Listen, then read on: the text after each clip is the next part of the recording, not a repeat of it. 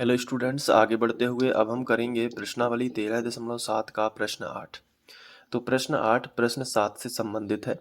इसमें लिखा है कि यदि प्रश्न 7 की त्रिभुज ABC को यदि भुजा 5 सेंटीमीटर के परितः घुमाया जाए तो इस प्रकार प्राप्त ठोस का आयतन ज्ञात कीजिए, और प्रश्नों 7 और 8 में प्राप्त किए गए दोनों ठोसों के आयतनों का अनुपात भी ज्ञात कीजिए। तो ठीक है, इसको थोड़ा सा समझते हैं। मैं प्रश्न 7 आपके सामने रखता हूँ। ये देखो, ये प्रश्न 7 है जो हमने सॉल्व किया है।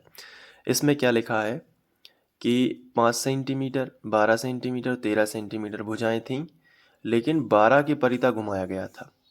लेकिन इसमें क्या बोल रहे हैं कि उसी क्वेश्चन में जो भुजाएं हैं, लेकिन अब हम 5 सेंटीमीटर की परिता घुमाओ। अभी इसको ऐसे समझो, जैसे एक समकोण त्रिभुज दिया गया था, ये हमने बनाया था। इसमें एक भुजा थी कर्ण 13, लंब 12 और आधार 5। तो इस 12 के परिता घुमाया गया था ऐसे। लेकिन अब ये बोल रहे हैं कि इस 5 के परिता घुमाओ और फिर आयतन ज्ञात करो। 5 के परिता घुमाओगे इस तरीके से तो इस तरफ शंकु बनेगा। देखो, ये घूम के जाएगा ऐसे, तो ये 13 इस तरफ आ जाएगी। तो ऊंचाई इस बार शंकु की 5 होगी। जबकि 12 के परिता घुमाओगे, ये 12 थी, ये 13 थी और ये 5 थी। क्वेश्चन 7 में हमने किसके परिता घुमाया था? 12 के परिता। तो क्या हुआ था? ये घूम के ऐसे गया था, ये इस तरफ वाला पड़ रहा, इस तरफ घूम के गया था, तो 13 इस तरफ आ गया था। तो ऊंचाई इस बार शंकु की कितनी थी? 12। लेकिन अब क्वेश्चन नंबर 8 में 5 के परिता घुमा रहे हैं, तो ऊंचाई कितनी होगी? 5। एक ट्रिक बना लो, जिसके परिता घुमाओगे वही शंकु की ऊंचाई होगी। इसमें किसके परिता घुमाया था? 12 सेंटीमीटर की परिता। तो शंकु की ऊंचाई कितनी लेना? 12। बिना चित्र बनाए ही आप इसको हल कर सकते हो। अभी भुजा 5 सेंटीमीटर की परिता घुमाओगे तो ऊंचाई कितनी होगी? 5 होगी, है ना? ऊंचाई कितनी होगी? 5। तो बस इतना ही करना है, तो बाकी सब ज्यों का त्यों रहेगा। और ऊंचाई रहेगी आपकी 5, और यहाँ देखो, अगर इसकी परिता घुमाओगे तो ऊंचाई 5 रहेगी, लेकिन त्रिज्या इस बार कितनी हो जाएगी? 12। ठीक है, त्रिज्या कितनी होगी? 12। चित्र देख के पता चल जाएगा। तो इसको देखो ध्यान से। तो यहाँ पे हम लिखेंगे कि प्रश्न 7 के त्रिभुज को यदि हम 5 सेंटीमीटर के परिता घुमाएंगे तो प्राप्त ठोस, जिसे हम शंकु भी कहेंगे क्योंकि समकोण त्रिभुज को घुमाने से शंकु ही बनता है, तो प्राप्त ठोस या शंकु में जो ऊंचाई होगी की ऊंचाई h बराबर वो 5 ही होगी, और जो त्रिज्या होगी वो 12 हो जाएगी। क्योंकि कर्ण तो आएगा नहीं, क्योंकि कर्ण क्या होता है? कर्ण जो है वो तिर्यक ऊंचाई के लिए है। ठीक है, तो कर्ण चेंज नहीं होता है, ऊंचाई और त्रिज्या चेंज होगी।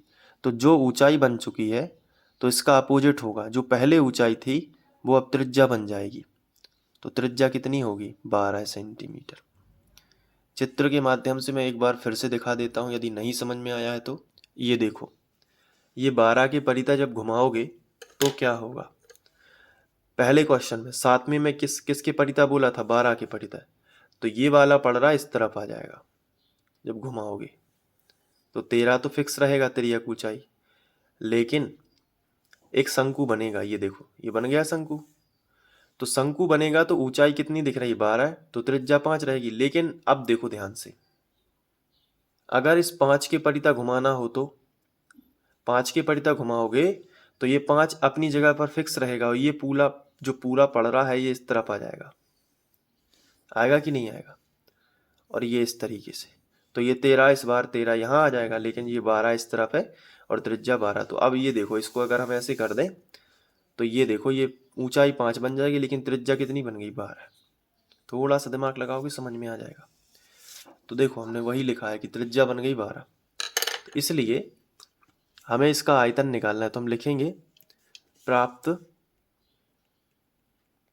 ठोस जो कि शंकु है का आयतन। तो इसका आयतन कैसे निकालोगे? 1/3 पाई r वर्ग h, यही होगा ना? तो बराबर के नीचे बराबर 1/3, पाई का मान कितना है 22/7। हालांकि मान रखना है या नहीं रखना है ये डिपेंड करता है आपके आंसर में, तो एक बार बुक में मैं आंसर देख लेता हूँ।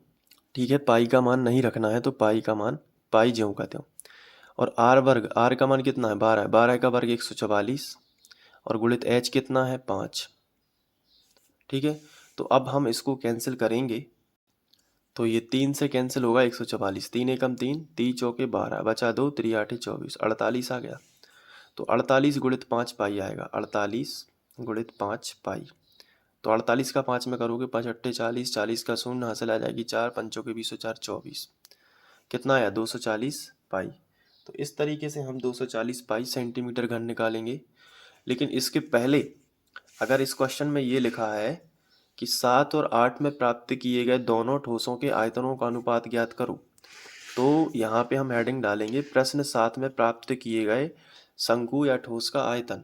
तो वहाँ पे हमने कितना प्राप्त किया था 100 पाई, याद है ना आपको, पाई के फॉर्म में ही लिखना है। और प्रश्न 8 में तो ये कितना है 240 पाई, तो यहाँ पे लिख लिया 240 पाई, दोनों सेंटीमीटर घन में है। तो अभीष्ट अनुपात इनका बटे कर देंगे, तो अभीष्ट अनुपात में दोनों कैसे हो जाएंगे बटे में, तो 100 पाई बटे 240 पाई, पाई से पाई कट जाएगा, एक जीरो से एक जीरो कट जाएगा, तो कितना आएगा 10/24। तो ये किससे कटेगा 2 से कटेगा, 2 पंचे 10 और 2 बारह 24, तो 5/12। तो अनुपात है इसलिए हम इसे 5:12 भी लिख सकते हैं, तो यही अभीष्ट अनुपात होगा। तो इस तरीके से क्वेश्चन नंबर 8 भी सॉल्व हो जाएगा। अब आप चाहें तो इसे नोट कर सकते हैं।